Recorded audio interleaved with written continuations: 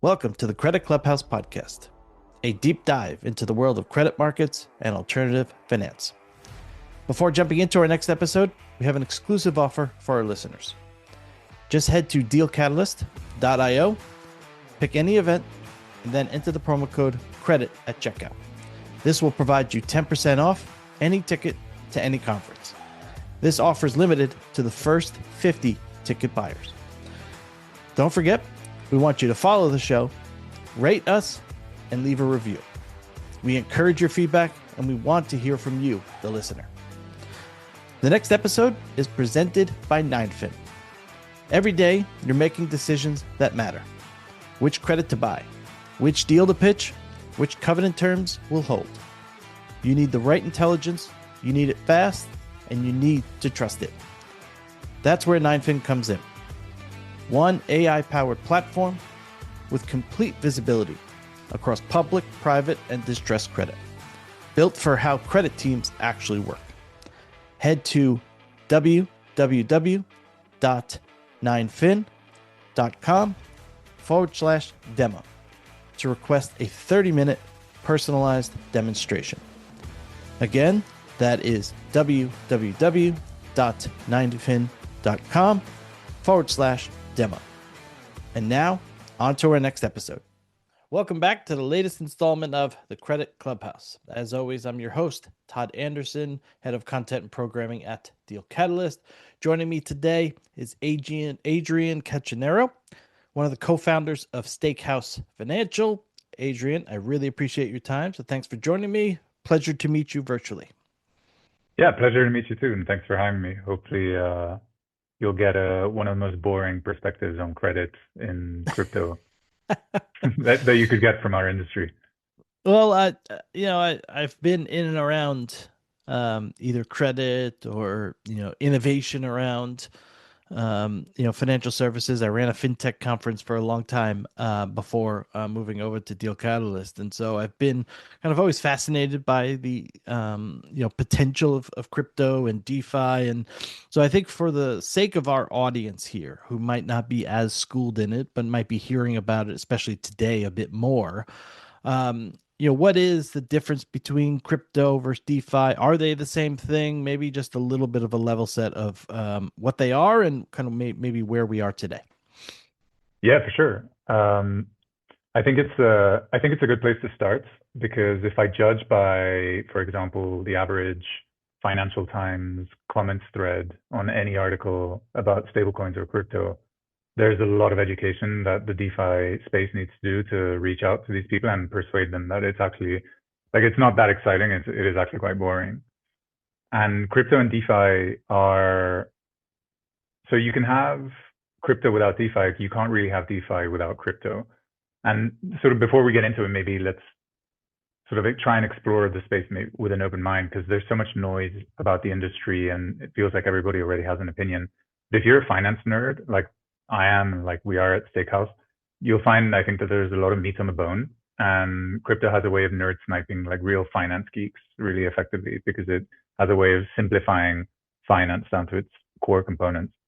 And so to like what the difference is between crypto and DeFi, the way that I think about crypto is a sort of catch-all term for digital assets that have some credibility as a capital asset, a consumable, transformable asset, and a store of value asset in like this traditional, like textbook, finance classification. And it's quite unique in this regard because it's maybe one of the only assets that shares features of all three. The two or three biggest and let's say major crypto assets, I would categorize them as sort of Bitcoin, Ethereum, and Solana, with a long tail of more emergent assets. And what these networks do is guarantee their properties cryptographically. So they offer a network that people can use, and they can make those guarantees mathematically and cryptographically strong. And once you have a sufficiently strong network, and assuming that the network features allow for programmability, you can actually make applications that run on top of these networks. And that's where DeFi sort of comes in. And, compared to, let's say, traditional finance settlement, where if you think of settlement down the credit risk of like central bank money to bank deposits to like securities or whatever, the settlement tends to stretch out into the days. And with crypto, you get settlement finality. So a block will clear on Ethereum once every 12 seconds, but a block will be final around roughly 15 minutes. And there's a whole community of people working on getting it down to a sub-second. So this is a very, very strong settlement guarantee. And it's a very useful property to build applications on top of. And so DeFi, and so this is as opposed to DeFi. So where crypto for us is sort of the settlement layer, DeFi is a category of applications that you can build on top of that settlement layer. And for us, it's mostly on-chain asset-backed finance, really, DeFi. Simplistically, DeFi are programs that kind of resemble spreadsheets in the sense that they compute ledgers of who owes what to when and how, and how different balances accrue. You can certainly do a lot on crypto, but finance is by far the biggest application. And this ranges from tokenizing dollars and allowing them to transfer seamlessly, and what we know as stablecoins, to doing things like building repo markets, and even more complex things like perpetual futures and so forth. And the funny effect of crypto is that I use the terms interchangeably, but for the sake of the podcast, the funny thing about DeFi is that we've sort of run the history book of all of financial history from the beginning, like working out what works, what doesn't work, scams, Ponzi's, financial primitives.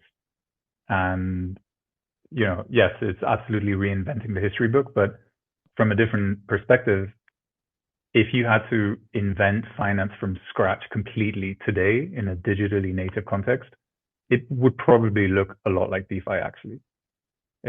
So it obviously makes adoption longer and more complicated because, we had a wave of financial innovation with fintechs where a lot of the pain points were around how do these new application interfaces on front ends and experiences plug into legacy systems?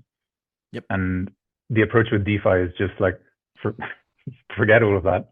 Let's just make it, let's just ignore it completely and just build a new foundation layer and try and rebuild it from there. So it has obviously taken a lot longer.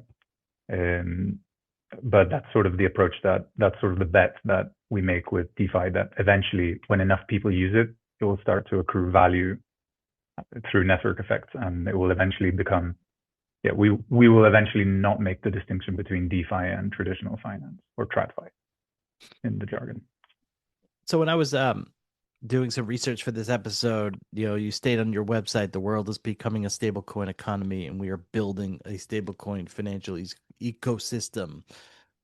Maybe you could just build a little bit more on top of you. So you've given us kind of a baseline of what crypto is, DeFi is attempting to build and hoping to build and obviously get enough adoptability to get there. Now, maybe talk a little bit more about the stablecoin economy and what that means. One of the most successful applications that have been built on crypto settlement layers are stablecoins. What we found is what the industry has seen is there's a tremendous amount of demand for dollars. And when you remove a lot of the frictions for moving and settling in dollars, it just explodes. And I think this is most palpable first in emerging markets that have very low connectivity, let's say, to the dollar financial system, even though they have very high demand. And whether it's a producer in a resource-rich country that wants to buy and sell commodities in dollars, for example, and avoid the hassle of having to trust 50 intermediaries and so forth, stablecoins just offer a much, much easier settlement experience to just simply an Argentinian saver who doesn't want to hold their, savings in a rapidly depreciating currency and would prefer to hold a slightly less rapidly depreciating currency in the dollar. And stablecoins open that access to them. So prosaically, when we say the world is becoming stablecoinized, we think that this is such a superior form of settlement and payment that we view the world eventually moving to a very large share of financial transactions being conducted in stablecoins. There will likely be a long period of coexistence, but for a digitally native audience, I feel like stablecoins are a much more natural fit. And you know, I have a 11-month-old daughter who may never open a bank account if I can avoid it. Whose experience with savings may well just be Steakhouse products forever, and will never touch a bank unless it's a bank that offers some kind of stablecoin functionality. And so what Steakhouse does is uh, we are using DeFi building blocks to build asset management like products for stablecoins, and essentially building a credit layer on top of stablecoins. So before we get into more of kind of your product set and a little bit of what you guys do, my next question is kind of I guess a two-part question. One is, and this is the thing I've always struggled with and granted my sophistication of this space is limited. It's been more of a interest, but from afar, is twofold. One is how do we take individuals who are not native to products like these and get them to move to products like these and away from the traditional financial products they're used to using. And then the Yep. second part is how do you decouple the intermediary like system that has built traditional finance, Mm. because there'll certainly be a tremendous pushback from them because you're removing their fees and everything that they've built these big businesses on. Like how do you accomplish those two things with DeFi, with crypto, with this new stablecoin system? And I think just the last comment before you answer, my critique of this space has always been I felt like those that are creating some of these products have always talked in time horizons that are way too short. Like, oh, we're going to transform, and fintech had this issue too. We're going to transform the banking Mm. system in 5 years. Like, nothing is transformed in 5 years. So Yeah. just that, that's like a last comment to that. But curious your thoughts on kind of moving people to the products and then kind of decoupling that intermediary layer. Yeah, I think on the time horizon point, I think I would probably agree. Like we view this as a generational shift, right? So, there's people who use, like, banks are always going to stick around. They perform a valuable service, they offer valuable products. Most people never even think about who their bank is, why. And Yeah. honestly, that's probably fine. That's actually the service that those banks need to deliver for these people. It's more, I feel like the adoption will come as in sort of two ways. One is a sort of leapfrog way from consumers who have no existing or limited existing access to traditional banking or bank deposit products in different currencies. And there is a precedent with M-Pesa, for example, with mobile money in East Africa, where That's a good point. mobile telecom operators have essentially become banks, or you know PSPs, or something like that. Yeah. And some of the more interesting experiments that we're following in stablecoins are the conversion from stablecoins to mobile minutes, and the transferability of mobile minutes as a new currency in its own right, as a sort of in-kind or commodity currency that people exchange. Instead of exchanging a dollar, they'll exchange 50 minutes or whatever for goods and services. Interesting. So that's a sort of leapfrog perspective. The other is either existing institutions start to build in functionality to connect to stablecoins.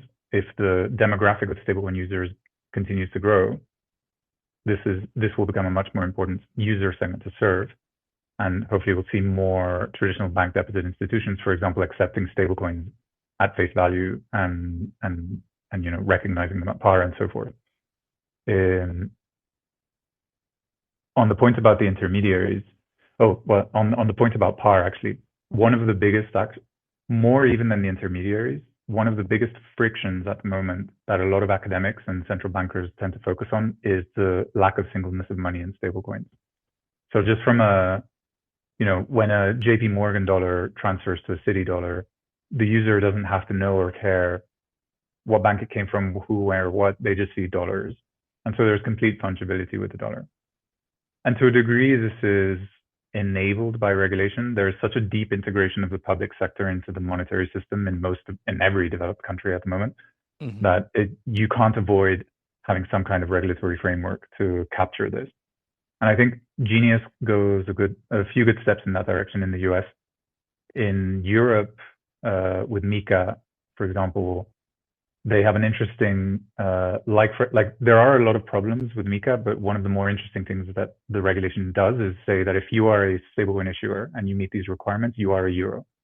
And so whether you're a stablecoin euro or a bank deposit euro, it's a euro, full stop. And I think this, you know, removing these barriers to singleness is very important to actually make this ecosystem fluid.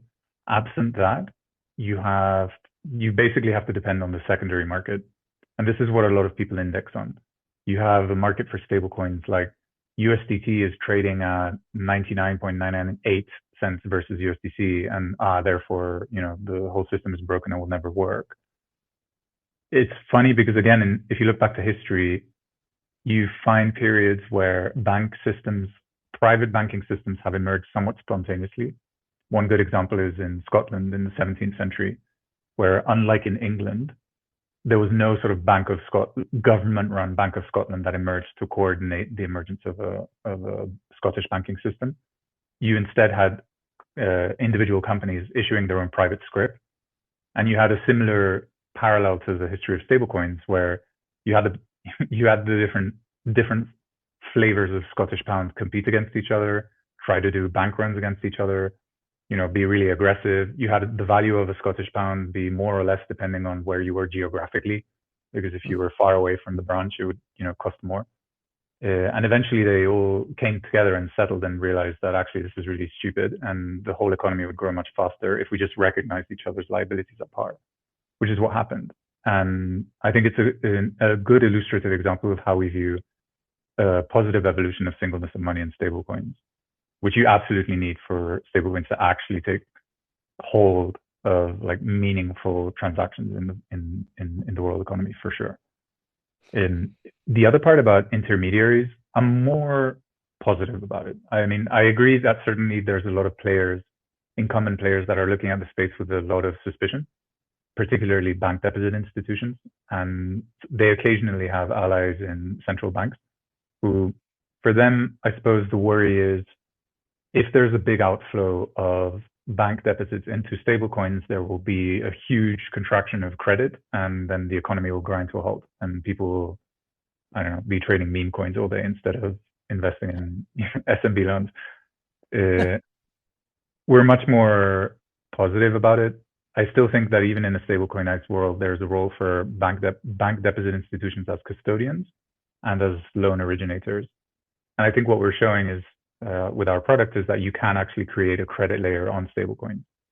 And what that market structure looks like today is through regulation, mostly in the US and Europe, stablecoins are basically narrow banks. They are forbidden by law from investing fractional reserve. And instead, all of the credit activity takes place in other intermediaries. I do think that, Tether is a good example of well, firstly, it's the most successful stablecoin. And secondly, it is a fractional reserve stablecoin. And it's basically fine. There has been a lot of like noise about Tether in the past, about its solvency and so forth. Now, with Tether so plugged into the US financial system, with custodians in the US, with Cantor looking after the reserves and so forth, I think there's no doubt now about the quality of those reserves. The liquidity under real stress is still open, and every fractional reserve bank has to contend with this. Mm-hmm. So I do think that theoretically it might be possible, but in practice, in the world we exist today with the regulations that we have, what we will see is mini narrow banks issuing their own stablecoins and a credit layer built on top of people borrowing and lending in those stablecoins. Why is 2026 the year that credit moves on chain? I think so. We've seen a lot of growth in 2025. I think it's good from an institutional perspective because it validates that there's a pool of crypto native demand of people who have and operate in stablecoins and who have an aversion to moving into bank deposits for whatever reason. Steakhouse Financial is an example of this. We are a completely crypto native company. We, pay our invoices, suppliers, contractors entirely in stablecoins. So this credit activity and this stablecoin activity is already happening. In most of the credit activity is still very much asset-backed finance, more like Lombard loans than like small and medium business loans, for example. So it's more, a holder of an asset that they perceive to be store of value, like Bitcoin. Instead of having it just sit there in their wallet, they want to access some liquidity against it, and DeFi repo markets offer the best menu for that liquidity. And so you've seen a tremendous amount of growth. I mean, Steakhouse, just in the year 2025, we've gone from a non-custodial balance sheet of repo markets in the hundreds of millions to over 2 billion today. Still very small in sort of traditional banking terms, but very much sort of proving that there is actually demand for lending stablecoins for safety seekers and borrowing stablecoins for risk seekers, which are the two ingredients that you need for a functional credit repo market. And Coinbase, I think, and so this has been very effective at attracting institutional interest. And we've started to see the first innings of real fintech integrations that build these experiences into their apps and into their products. Coinbase being a salient example. So Steakhouse has an exclusive partnership with Coinbase where we operate vaults on their behalf. These vaults are run non-custodially, so the user remains fully in control. And the user experience from their perspective is if they hold stablecoins on Coinbase, they can lend them in DeFi and withdraw them in DeFi and earn an interest and so forth. Similarly, Coinbase offers borrow functionality. So Bitcoin holders are able to borrow stablecoins from that same venue. And it's very easy to map, like you have asset-backed financing, what traditionally might have been a loan against gold, for example, in somebody's portfolio, to moving into receivables financing or CLOs or more traditional types of instruments that actually permeate into the rest of the economy. So I do think that 2026 and beyond will see increasing institutional interest for sure. Of all the asset managers and banks that we're speaking to who are looking at the space, looking to get educated, I feel like their first intuition is, okay, we have these funds, there are crypto native investors. Can we grow our AUM by tokenizing the funds and just putting them on chain and hoping that crypto native investors use them?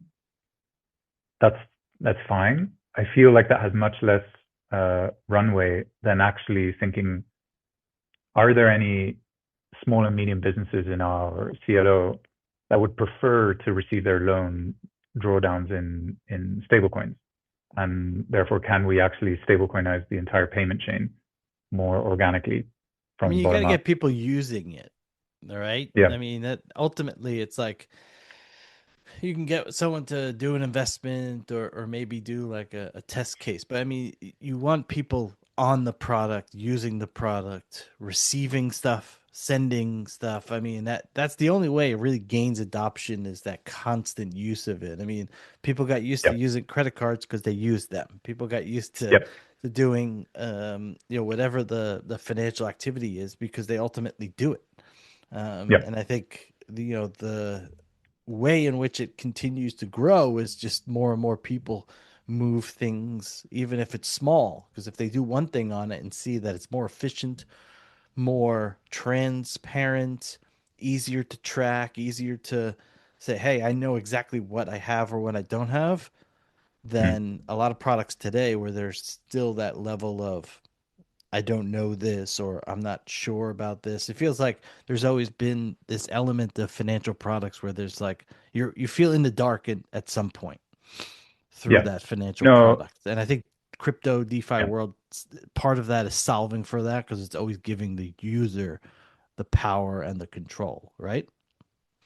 Yes. No, I agree completely. And the user in this instance can be somebody using a Visa card that's loaded with stablecoins as collateral, so they don't have to worry. Visa sort of takes care of the flow of credit down to the merchant and the acquirer and so forth, all the way to Stripe more as an intermediary business who may look at stablecoins as a way of facilitating cross-border transfers within their own companies instead of waiting.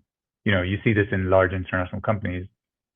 The treasury management function is key for working capital, and they always have to contend with all these different FXs, currencies, bank exposures, credit risk, days in transit, SWIFT, and so forth. And stablecoins functionally solve that by compressing it down within a day.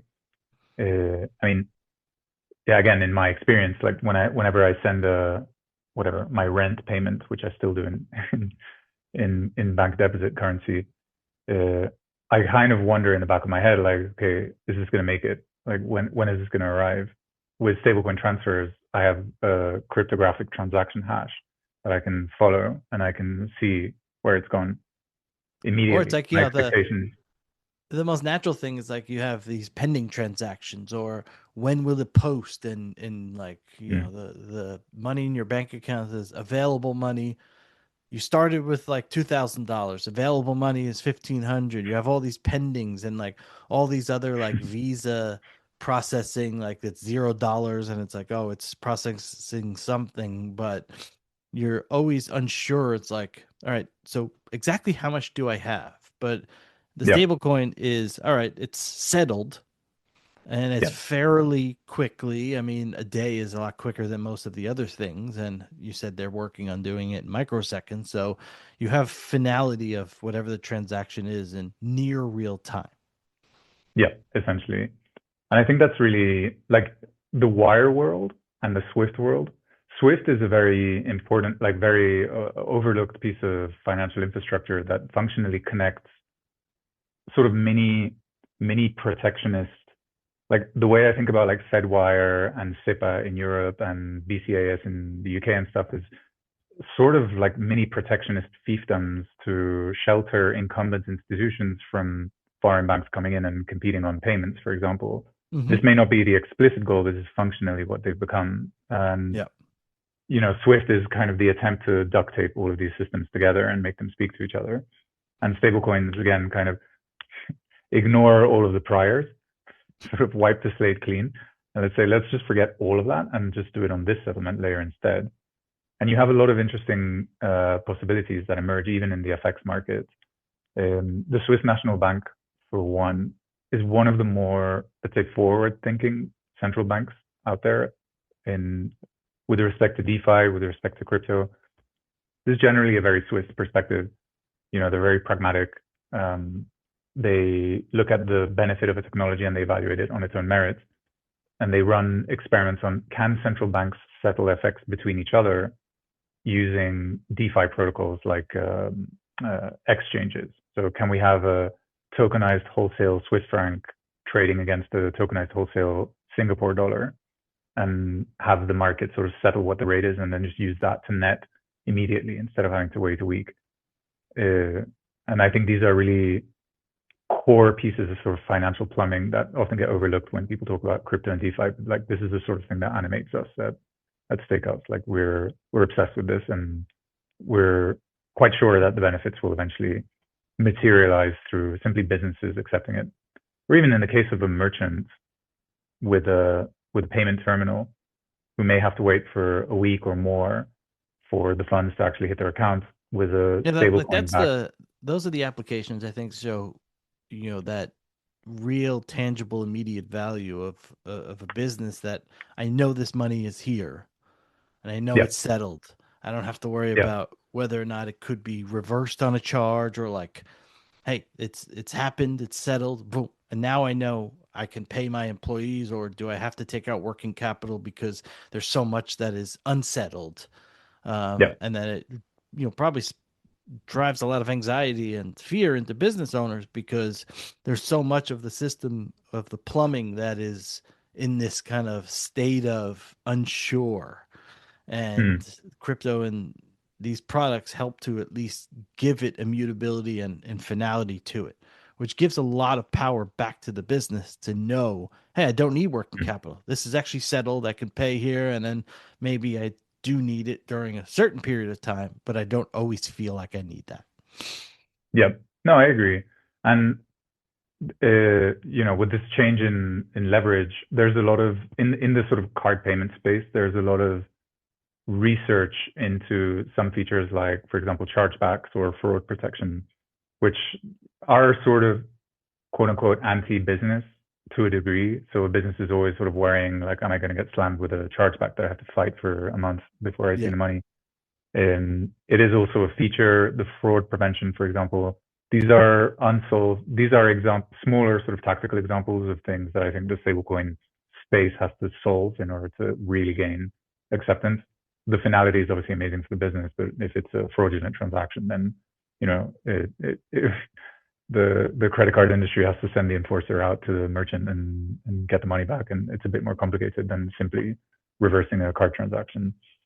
And so yeah, there's obviously a lot of kinks to be ironed out, but we're quite confident that they will eventually be ironed out. And for practical purposes, many people are already using stablecoins for commerce and for payments. And the next sort of step is obviously credit and repo markets. There's since Bitcoin has kind of exploded on the scene, 2008-ish. There's been kind of these ebbs and flows. Hey, crypto's here, and then boom, and then it goes back up. And then, have you seen an impact on kind of some of these previous boom and bust cycles? A wariness about adoption or some of the product set?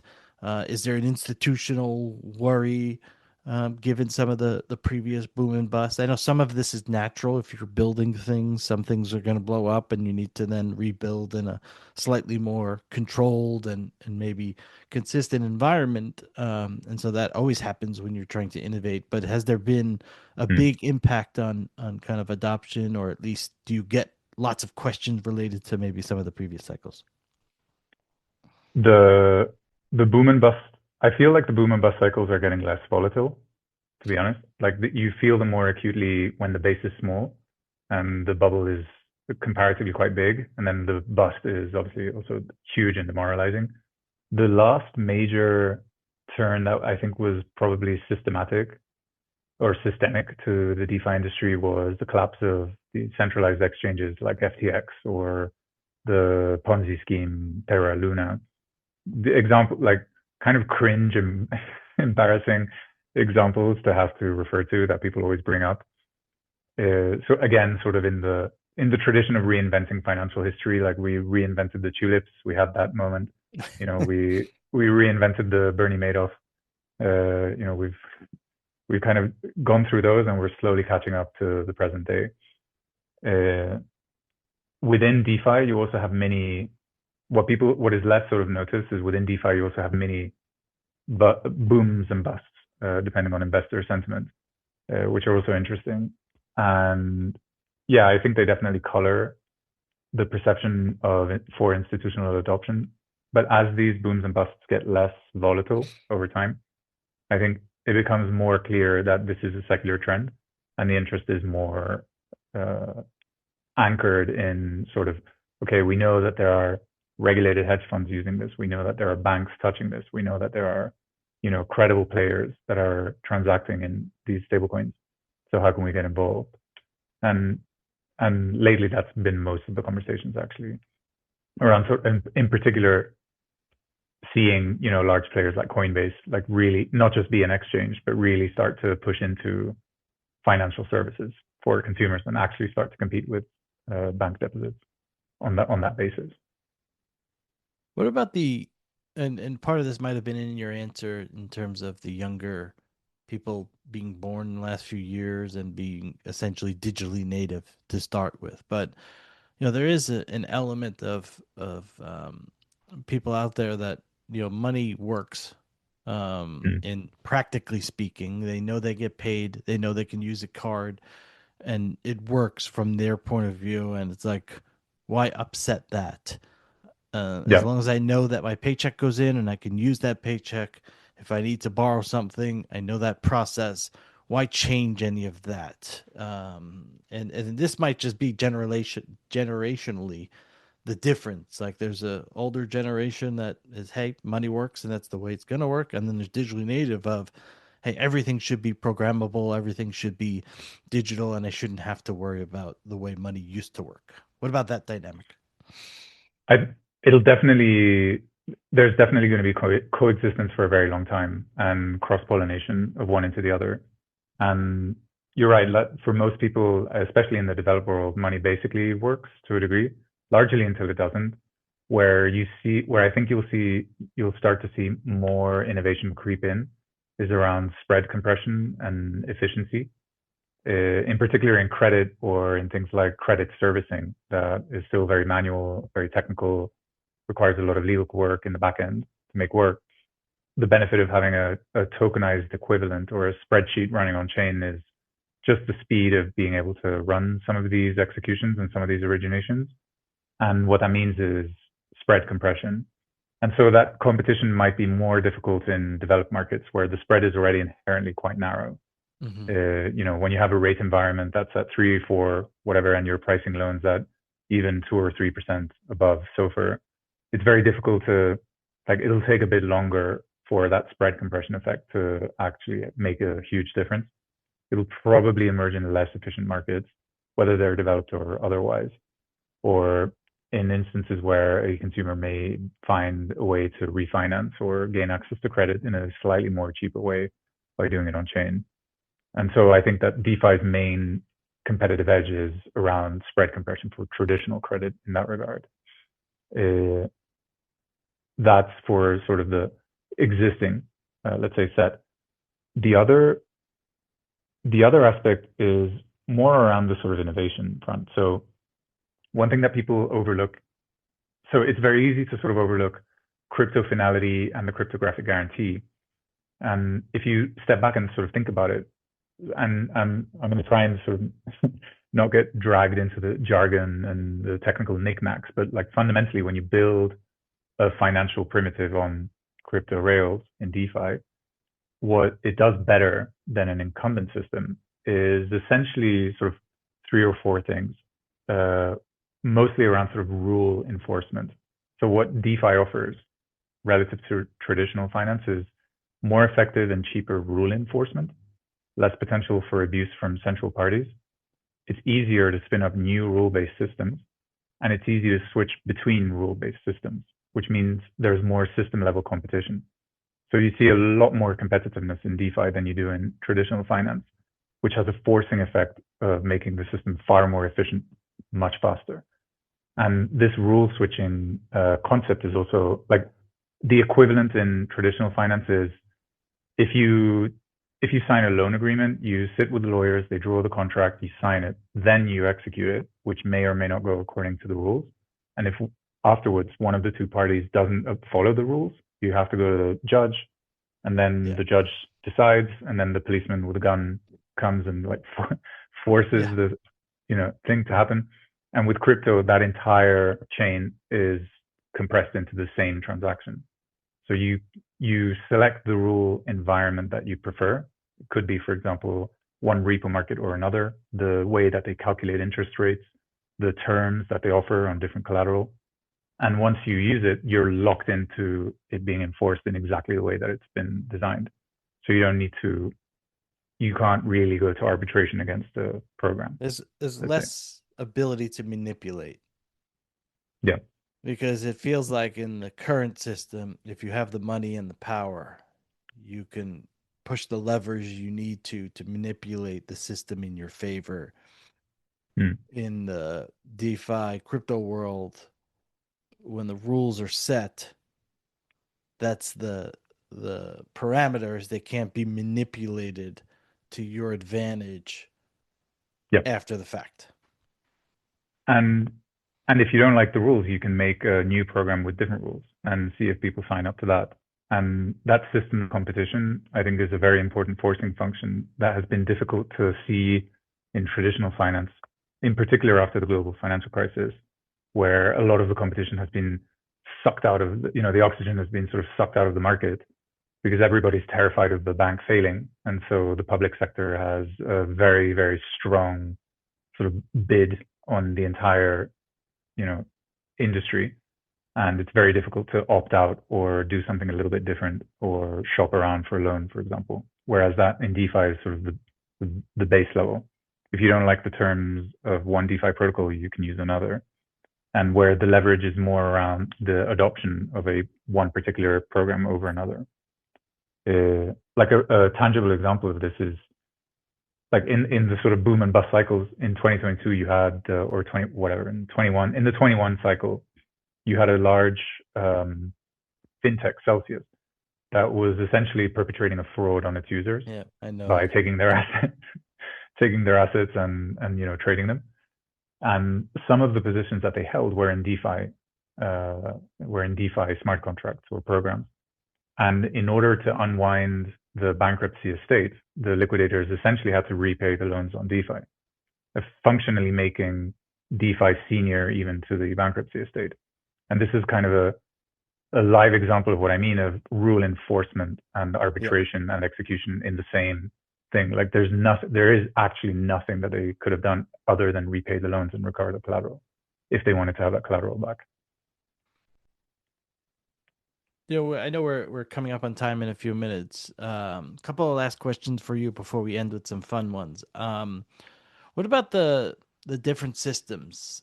Bitcoin, Solana, Ethereum. Like, does there have to be more building of interoperability between them and even like the traditional financial system, like more of an intermediary layer, so to speak, so they can better coexist? Because obviously it's not going to be like, oh, there's only one system, because people Right. are going to want to build other systems, and they're going to want to build ones that are more transparent and open, or maybe some that are a little bit less, but ultimately there's not going to be like only one winner. And so what about the kind of different systems and making sure there's more connectivity between them?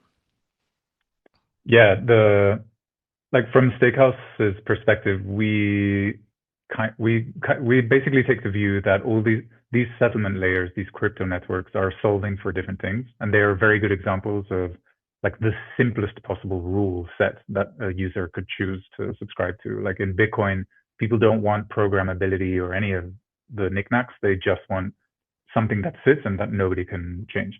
With Ethereum, they want a high level of security and programmability. With Solana, they want speed. Uh, there is a high degree of interoperability between these venues already. Obviously, the more the better. Coming back to the singleness of money point, the closer we get to par redemption of assets and stablecoins and tokens between chains, between venues, and so forth, the much easier it will be to actually build a functioning, economy on this layer. We don't take a strong view as to which one is better, which one is worse. I Yeah. agree basically that more interoperability is better, and each of these rule systems is solving for something slightly different, and there is going to be users for all of them. And the one thing that we would look out for is generally the level of cryptographic security. So the one reason you would use crypto networks over traditional networks is you don't want to have to trust the central party to enforce rules. To the degree that using a crypto network forces you to do that, there's basically no point to doing that other than maybe some marginal efficiency around computation. So we do view public and open blockchains to be better, let's say, for creating this financial economy than closed ones or permissioned ones. But yeah, sorry, I could rant for hours about stablecoins, credit. Yeah, hopefully, And no, hopefully, my goal here is to like provide the average FT crypto commenter with the perspective of somebody who's a pure finance nerd talking about stablecoins, not like they're alien creatures, but like they're just money, which from our point of view, they are. And with money comes credit. And that's what Steakhouse Financial is focusing on, actually building on crypto.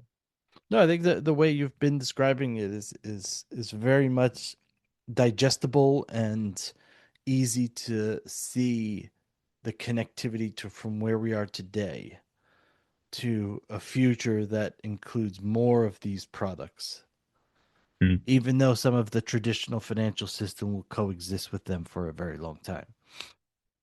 For And I sure. think I the mean, yeah. coexistence, I think some people like view it as it has to be one or the other, but in reality, it's Mm. never gonna be one or the other. There's always going to be some level of coexistence until, the 5-year-olds of today are, kind of dominating society because they can make that generational change, as you said, because there are digital natives and some of the older people obviously will no longer be around.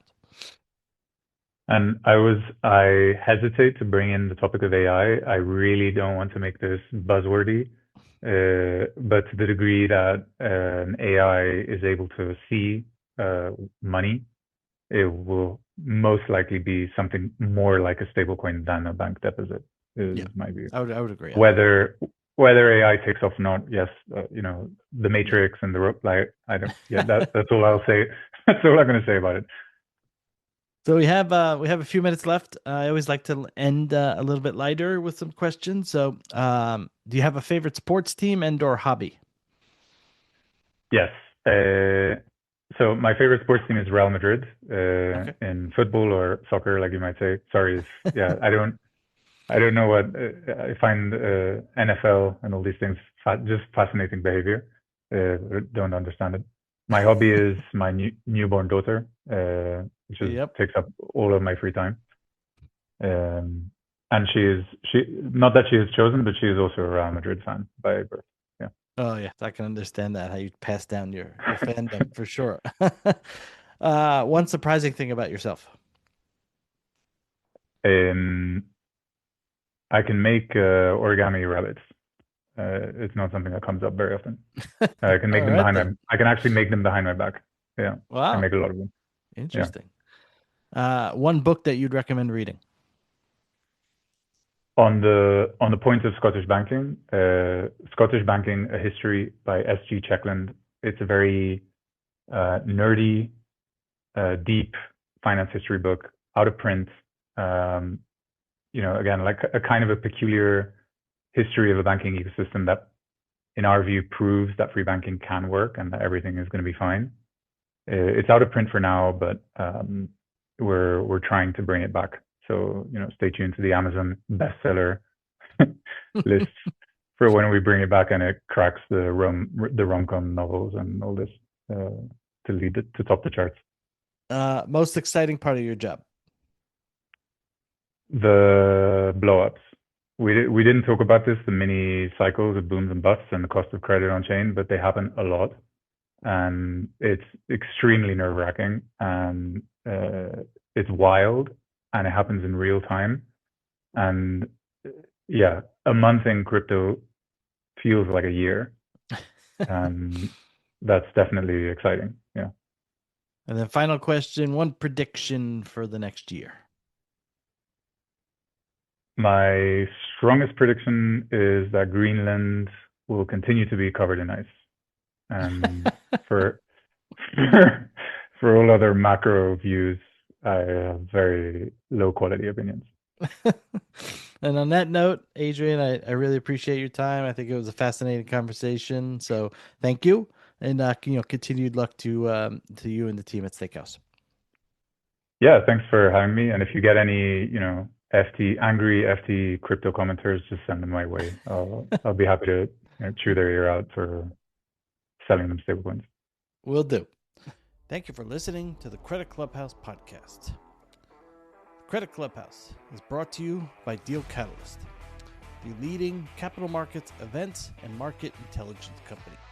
For more information on Deal Catalyst events, surveys, and a whole lot more, please head to www.dealcatalyst.io.